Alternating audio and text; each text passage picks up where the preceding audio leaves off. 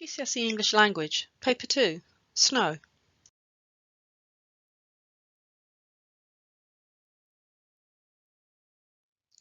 Inserts. Source A, 20th Century Non-Fiction, The Death Zone, by Matt Dickinson, an extract from a book printed in 1997. Source B, 19th Century Literary Non-Fiction, London Snow, an extract from a diary written by Arthur Munby, published in 1867. Source A.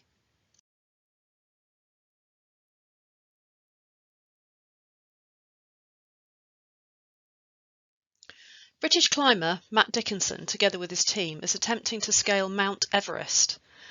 At base camp, 1,000 feet below them, his colleague, Audrey Salkeld, is the first to see the approaching storm. The Death Zone.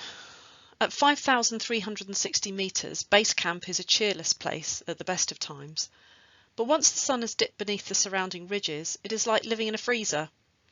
Shivering with the cold, Salkeld left the mess tent and walked across the ice of the Khumbu Glacier towards her tent to find some extra clothing. Glancing into the sky to the south, she became one of the first people, and probably the very first, to see what was sweeping up from the lower valleys of the Himalayas towards Everest. It was a sight which fixed her to the spot, all thoughts of seeking out a few more layers of clothing momentarily forgotten. Sudden squalls are common in the afternoon on Everest, but Salkeld had never seen anything like this before. She later described it as looking like a tyre dump fire, great billowing lilac clouds racing up from the south.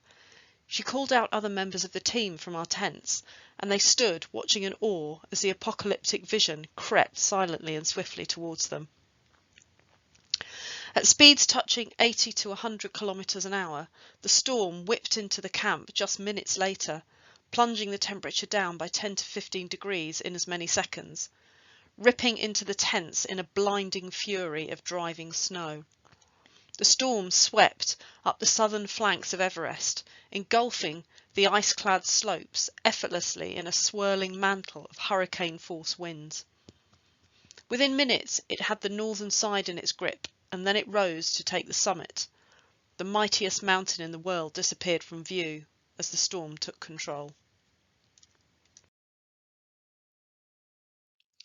If Shiva, the Hindu god of destruction, and Nemesis, the Greek goddess of retribution, had joined forces, they could not have done a better job of devastation than nature itself did on that day. The timing was uncanny, as bad as it was possible to be.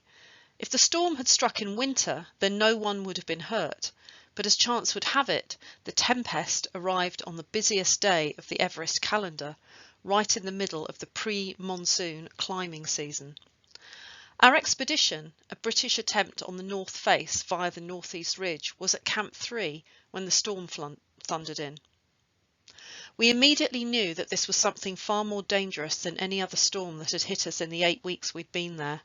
The temperature fell to 10 degrees below freezing, then 20, then 30 degrees below.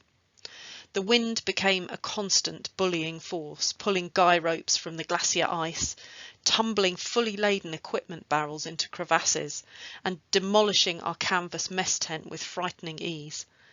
The dome tents, built to withstand hurricane-force winds, creaked and groaned under the beating, distorted into shapes they were never designed for, and straining the tent poles to their limits. We could have been in the Antarctic on the Greenland ice cap, or at the North Pole, so complete was the blanket of driving snow which obscured every feature around us. Not a single landmark, not even the huge North Ridge, was visible through the raging whiteout of the blizzard. Through the white wall of snow, rising across the tempestuous roar of the wind across the glacier, was another sound, a sinister howl which told of even greater powers at play in the altitudes above us. The scream of the storm as it whirled across the north face at 8,000 metres and above. There, in the death zone, more than 30 climbers were fighting for their lives. On the northern side, 3 Indian climbers were stranded, exhausted, and with their oxygen supplies running out, high on the northeast ridge.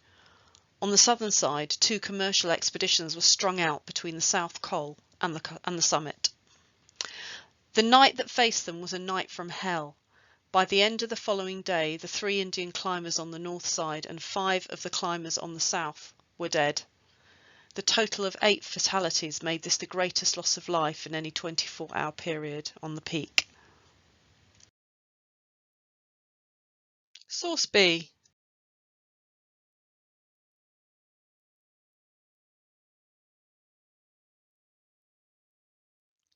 Arthur Mumby kept a diary in the 1800s, and in these extracts taken from January 1867, he describes London in the snow. London snow. Wednesday the 2nd of January. Since midnight, snow had silently fallen to the depth of 6 to 8 inches. By breakfast time, it was all over except a slight flaky dropping, and the day was calm and very cold. Nothing could be more beautiful, no change more complete and charming. The trees around the fountain near Garden Court were loaded with snow, an exquisite tracery of white branches relieved against the dark red house fronts. But in the streets the transformation was the greatest. All traffic, except afoot, was stopped. No cabs, no omnibuses, no wagons. The snow lay in heaps in the road. Men were scraping and shovelling the footways, and people in thick coats and wrappers stepped noiselessly along. The Strand was as quiet and empty as a village street at nightfall. Even the foot passengers were far fewer than usual. Here in the heart of London and at midday there was absolute cleanliness and brightness, absolute silence, instead of the roar and rush of wheels, the selfish hurry, the dirt and the cloudy fog. We had the loveliness and utter purity of new-fallen snow. It fell without force or sound, and all things huge and hasty and noisy were paralysed in a moment. I walked along enjoying the wondrous lovely scene, the long perspective of houses all grown picturesque and antique, their gable roofs white against a clear sky, and everything overhanging joint and beam in their outline picked out in brilliant white, and beneath them the tumbled and peopleless pavement of snow. It was like the quaint still London of old. One might have been in arm with Mr. Pepys, or even Mr. W. Shakespeare. And this state of things lasted all day. There were many crossing sweepers about. I noticed one near St. Clement Danes, a girl of 17 or so in a ragged but warm shawl, and a bit of an old bonnet, whose dark rough hair was covered with snow and hung in a tangled white mass like the foam of a waterfall over her brown bonny face, as she stood with her broom under her arm, stamping and blowing her fingers. Friday the 4th of January. The cold out of doors at 10 this morning was more intense, to my apprehension, than I ever remember. My beard froze, and the nape of my neck and my heart seemed paralysed. A headache came on, and by the end of the short walk from here to Whitehall I was almost helpless. At 4 p.m. I walked westward, thinking to call on my friends, the Thackerays. The Horse Guards Parade and the Mall were one sheet of snow, with paths trodden but not swept. A thick brown fog brooded over it, deepening the twilight, and muffled spectral figures hurried to and fro across the slippery ground.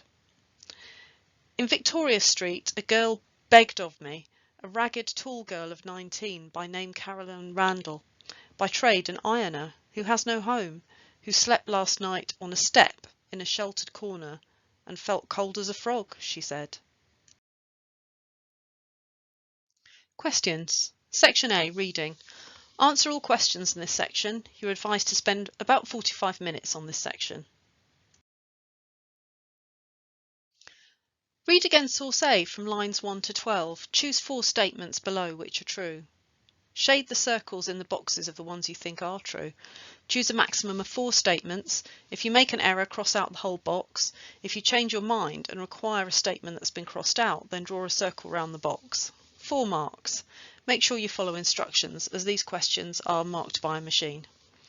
A. Base camp is a cosy and happy place. B. The temperature at base camp drops when the sun goes down.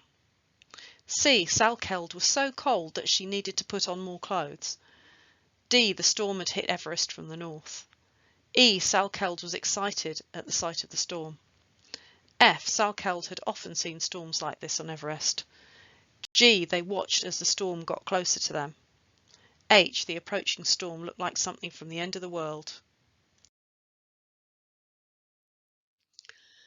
Question 2. You need to refer to source A and source B for this question. The effects of the weather on people in both sources are very different. Use details from both sources to write a summary of the different ways people are affected by the weather. 8 marks. Question 3. You now need to refer only to source A from lines 13 to 23. How has the writer used language to describe the storm? 12 marks. Question 4. For this question, you need to refer to the whole of source A together with the whole of source B. Compare how the writers convey their different perspectives on the extreme weather conditions. In your answer, you could compare their different perspectives on the extreme weather conditions, compare the methods the writers use to convey their different perspectives, support your response with references to both texts. 16 marks. Section B, Writing. You're advised to spend 45 minutes on this section. You're reminded of the need to plan your answer. You should write in full sentences. You should leave enough time to check your work at the end. Question 5. British weather makes life difficult for me and other British people. Write an article about your views on this subject. 24 marks for content and organisation.